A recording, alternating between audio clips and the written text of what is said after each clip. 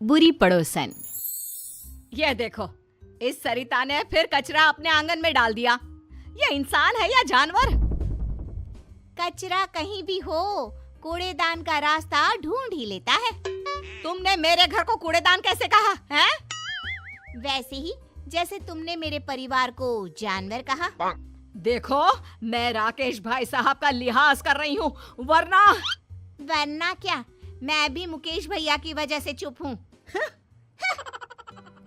राकेश की पत्नी सरिता और मुकेश की पत्नी विनीता के बीच ये झगड़ा रोज की बात हो गई थी, लेकिन हमेशा ऐसा नहीं था। दोनों परिवार 4 पुश्तों से अच्छे पड़ोसियों की तरह रह रहे थे। राकेश और मुकेश दोनों एक साथ ही बड़े हुए और बचपन से अच्छे दोस्त रहे। शादी के बाद दोनों की पत्नियां भी सहेलियां बन गईं, लेकिन धीरे धीरे दोनों में मनमुटाव हो गया, जिससे माहौल बदल गया। तब से ना चाहते हुए भी बचपन के दोस्त दूर हो गए। देखा, आज फिर उस सरिता ने हमारे घर कचरा फेंका। अरे इतनी हवा चल रही है, कहीं से उड़कर आ गया होगा।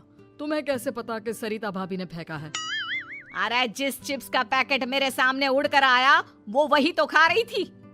अरे ये क्या बात हुई? अरे चुप रहो, तुम कुछ नहीं समझते। क्यों सुबह सुबह लड़ने लगती हो? तुमने देखा नहीं शुरू किसने किया था?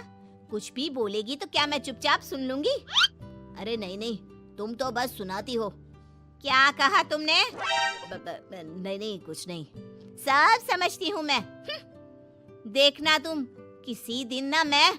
अरे अब बस भी करो ना भगवान, तुमसे तो बात करना ही बेकार है। एक तरफ दोनों पड़ोसनों को एक दूसरे से नफरत थी, वहीं दूसरी तरफ अपने पापा की तरह रोहित और ईशा भी अच्छे दोस्त थे। दोनों कॉलेज में साथ पढ़ते थे। सॉरी, आज मम्मी ने सुबह सुबह झगड़ा किया। अरे तुम क्यों सॉरी कह रही हो? ये तो रोज का है। कभी विनीता आंटी लड़ाई शुरू करती है तो कभी मम्मी, और फंस हम गए। हम और हमारे पापा बेचारे बचपन के दोस्त आपस में बात भी नहीं कर पाते। चलो अब घर आने में है, तुम आगे जाओ। अगर मम्मी या आंटी ने हमें साथ देख लिया ना तो हमारा कॉलेज जाना भी बंद हो जाएगा। सही कहा, चलो बाय, कल यहीं मिलते हैं। Okay bye. रोहित और ईशा की तरह मुकेश और राकेश भी छुप कर मिलते थे। सुबह छत पर दोनों मिलकर अपने दुख बांट लेते थे। कैसे हो भाई? बस ठीक ही हूँ, तुम सुनाओ, ऑफिस में सब ठीक?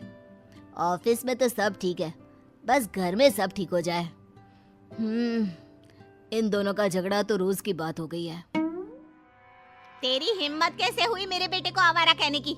मुझे मिसेस शर्मा ने सब बता दिया, शर्म नहीं आती? अरे शर्म तो तुझे आनी चाहिए। मेरे पति की नौकरी के बारे में तूने कैसे कहा? वैसे तो मुकेश भाई साहब करती है, और पीठ पीछे ऐसी सोच।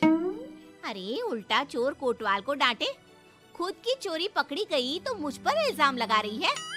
ये सब सुनकर मुकेश और राकेश छत से नीचे भागे। रोहित और ईशा भी बाहर आ गए। आज के बाद मेरी और मेरे घर वालों की बात भी की ना तो मुझसे बुरा कोई नहीं होगा। अरे तुझसे बुरा तो कोई है भी नहीं, और मुझे क्या पड़ी है तेरे घर वालों से?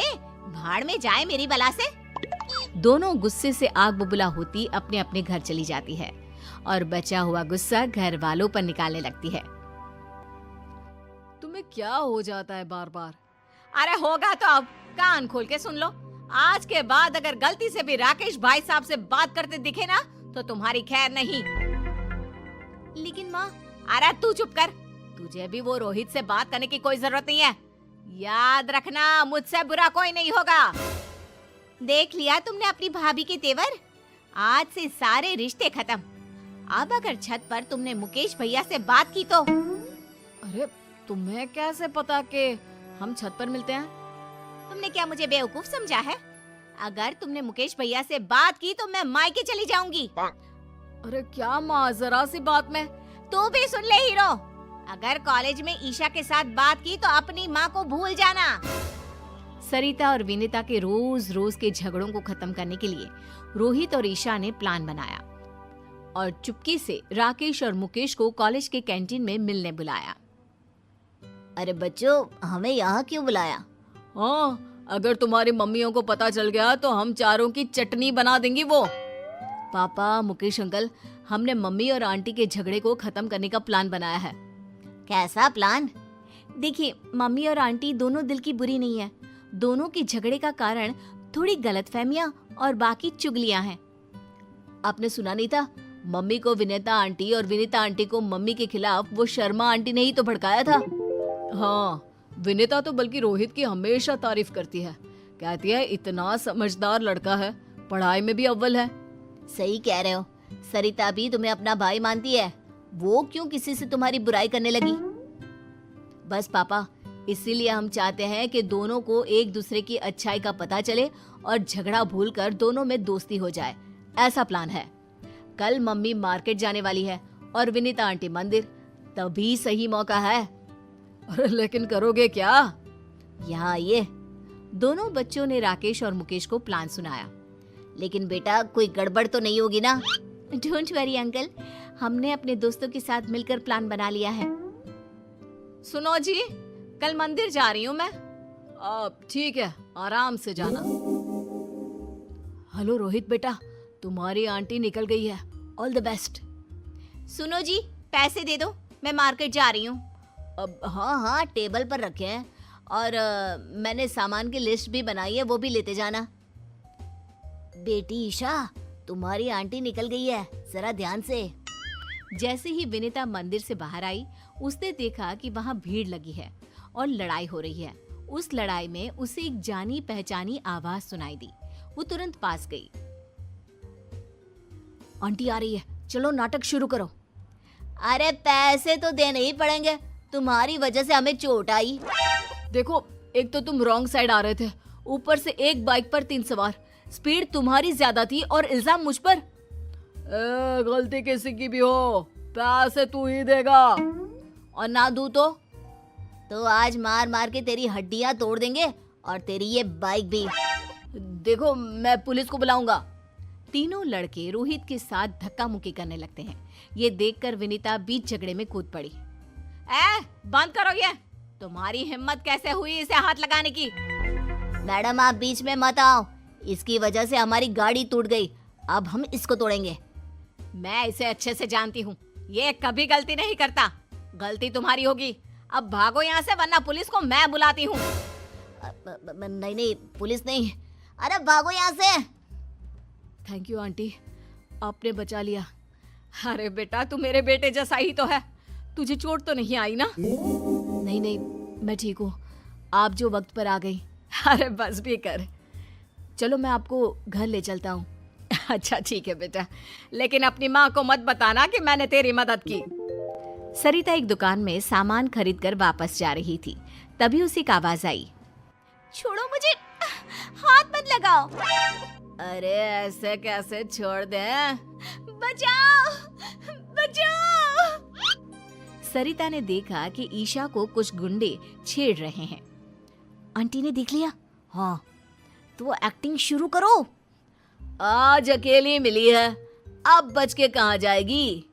ये सब देखकर सरिता ईशा को बचाने के लिए दौड़ी और अपनी चप्पल निकालकर उन्हें पीटने लगी। अरे कम बख्तों, रुको जरा, बताती हूँ तुमको। ये ले। अरे बाप रे, भागो यहाँ से। अरे रुको, अभी तुम्हारी अकल ठिकाने लगाती हूँ। भागते कहाँ हो? रुको। जाने दीजिए आंटी, वो भाग गए। थैंक यू, आपने मुझे बचा लिया। अरे मेरी बच्ची, तुम ठीक तो हो? मैं ठीक हूँ आंटी, आप जो आ गई। वो तो भाग गए, वरना मेरी फूल सी बच्ची को छेड़ने वालों की तो टांगे तोड़ देती मैं। चलो आंटी, घर चलते हैं। बेटा, तू अकेले कॉलेज मत आया जाया कर, रोहित के साथ ही रहा कर। जी आंटी जी। और अपनी माँ को मत बताना। सब कुछ प्लान के मुताबिक चल रहा था और प्लान के हिसाब से सरिता और ईशा, रोहित और विनीता एक साथ घर पहुंचे। राकेश और मुकेश भी बाहर ही खड़े थे। अरे रोहित, तुम इसके साथ? ईशा, तो इसके साथ कहाँ से आ गई? तब रोहित और ईशा ने अपनी अपनी मम्मियों को बताया कि कैसे आंटी ने उनकी मदद की। सारी बातें सुनकर दोनों की आंखों में आंसू आ गए। सरिता, थैंक यू, तुमने मेरी बेटी को बचा लिया। मैं तुम्हारा एहसान जिंदगी भर नहीं भूलूंगी। एहसान कैसे बहन? ईशा मेरी बेटी जैसी है और तुमने भी तो रोहित को बचा लिया। अरे कैसे नहीं बचाती, हमारे घर के लड़के को कोई ऐसे ही हाथ लगा लेगा क्या? मुझे माफ कर दो विनीता, मैंने तुम्हें गलत समझा। अरे गलती तो मेरी थी बहन, मुझे माफ कर दो। देखा सरिता, दिल की बुरी ना तुम हो ना विनीता, दोनों ने आज एक दूसरे के बच्चों की मदद की। हाँ, और तुम्हारी लड़ाई का कारण था गलतफहमी, और वो मिसेस शर्मा की चुगली। हाँ, अगर हमने बाहर वालों की बातें मानने के बजाय आपस में शांति से बात की होती तो कभी लड़ाई ना होती। हाँ, अब से हम कभी नहीं लड़ेंगे। आखिर पहला सगा पड़ोसी ही तो होता है। उस दिन से दोनों में दोस्ती हो गई। अब मंदिर हो या मार्केट, दोनों साथ साथ जाती। राकेश और मुकेश भी खुलकर मिलते। सुबह की चाय दोनों आंगन में साथ बैठकर पीते। रोहित और ईशा भी कॉलेज साथ आते जाते। दोनों परिवारों में प्यार और खुशहाली फिर से लौट आई।